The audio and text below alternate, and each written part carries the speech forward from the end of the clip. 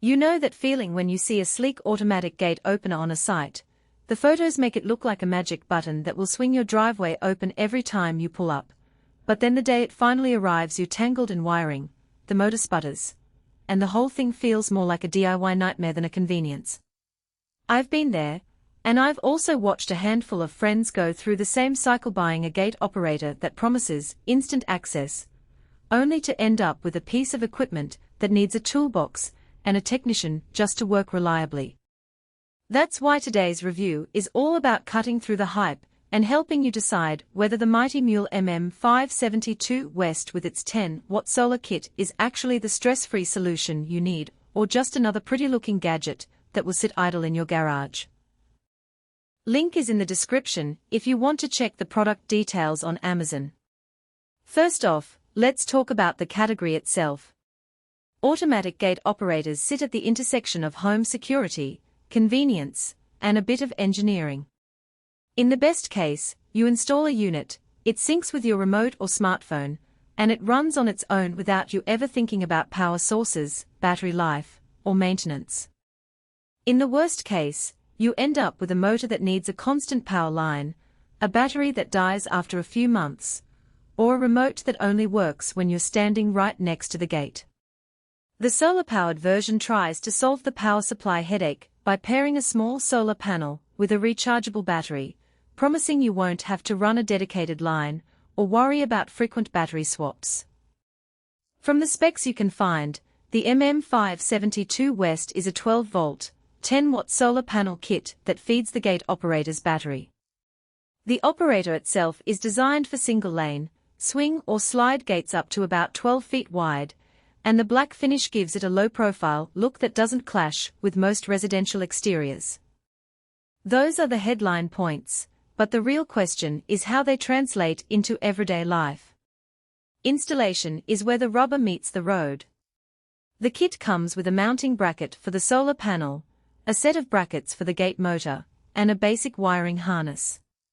If you're comfortable with a drill, a few bolts, and a basic understanding of your gate's mechanics, the whole thing can be mounted in an afternoon. What I've seen on forums and in product videos is that the biggest hiccup is positioning the solar panel where it actually gets sunlight throughout the day. The 10-watt rating is enough to keep the battery topped up when the panel faces south with minimal shading, but if you have trees, an overhang, or a garage door that blocks the sun for part of the day, the battery can run low after a few cloudy weeks. That's a hidden trade-off. The convenience of no wiring only holds up if your property gets consistent sun. Daily usability is pretty straightforward once it's up and running.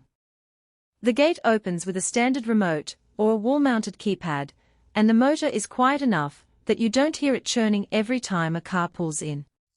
The battery life, as advertised, can last several months on a good charge, and the system automatically recharges when the sun shines. In practice, I've seen homeowners report that the gate still works after a winter with short daylight hours, but only because they positioned the panel on a side wall that caught the low winter sun. If your panel sits on a roof that's in the shade for half the day, you'll notice slower response times or occasional failure to open until you give the battery a boost with the included charger. Now, who should actually buy this system? If you have a single residential gate, you live in a climate that gets at least 4 to 5 hours of direct sun a day, and you're comfortable handling a modest amount of hardware, this kit is a solid fit. It's especially appealing for folks who don't want to run a dedicated power line from the house to the gate, either because of local code restrictions, or because the gate is far enough away that trenching would be a major expense. The solar option also makes sense if you're looking for an off-grid vibe. Think cabins, ranches, or a suburban home that simply wants to avoid extra wiring. On the flip side, skip it if you have a gate that's frequently used at night or in winter months when sunlight is scarce. The 10-watt panel is on the lower end of the power spectrum, so it won't keep up with heavy usage combined with low light. Also, if you have a double-lane gate, or a very heavy gate that exceeds the operator's torque rating, you'll need a more robust system. Lastly, if you're not comfortable climbing onto a roof, or adjusting the panel's angle to optimize sun exposure, the promised Satan-forget experience can quickly become a chore. Let's break down the practical strengths. First, the solar kit.